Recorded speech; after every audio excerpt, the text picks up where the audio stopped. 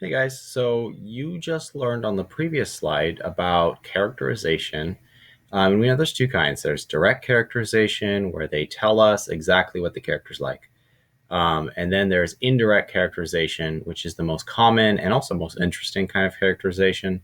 And that's when we get hints, right? So that's why we have this special strategy called Steal, which helps us to know what a character is like when we're looking for those hints. What do we look for? We look for speech, thoughts, effect on others, actions, and then looks. So we're going to do an example. We're going to watch a short video clip from Finding Nemo. Marlin is Nemo's dad, and we're going to find out like what's his personality like based on Steal. Let's watch it.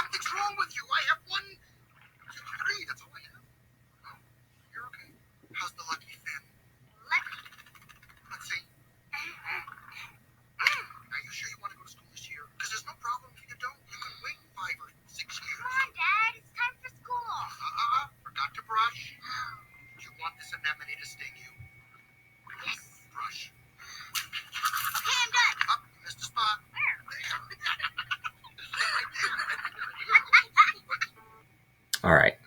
So we got a glimpse of what Marlin's like. From that video, my thinking was that Marlin seems like he's just really nervous all the time. Like he's always nervous. Something's always going wrong. He's very uptight. So what we're going to do is we're going to look for the hints, like the proof that he's a nervous character. Because at no point did anyone just like shout out. There was no like God shouting down at us going, Marlin is nervous. We just knew because we saw hints, right? So now we're going to take some time to write what those hints are. So first off, we have to look for speech. He says a lot of things during this thing. He's like, is anything broken? When Nemo almost gets hurt, he says like, you could wait 5 or 6 years to go to school because he's like scared of Nemo going to school. So he has a lot of little hints that he gives us through his dialogue and his speech that show that he's nervous. So I went ahead and I wrote that sentence here in this box. Right? We can also kind of infer what he's thinking. Sometimes in a story, it's written out so we can tell what they're thinking. Sometimes we have to guess. But we can kind of think that Marlin pretty obviously is thinking Nemo can't do anything because he has that fin that's small, right? So he's always nervous that Nemo's going to get hurt, right? So that's a good way that we can also tell from his thoughts that he's a nervous fish. All right, for effect on others, you can tell Nemo really wants to go to school, but he's having a hard time getting his dad to go there, right? So he's affecting Nemo because he's so nervous that it's almost to the point where Nemo's not going to get to go, right? If Nemo hadn't pushed so hard, he would have probably not got to go at all. And then lastly, or not lastly, we have actions. So we can see like, what is he doing with his body? He's swimming around in circles. He's talking really fast. Like these are things that people do when they're nervous, right? So we can kind of tell that he's a nervous person from his actions as well.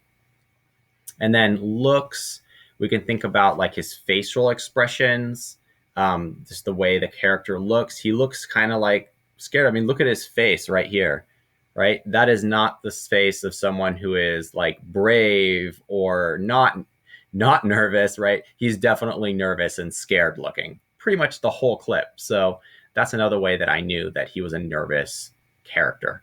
On the next slide, you guys will do the same thing with Wally, and you'll be filling in these sentence frames to get going. Good luck.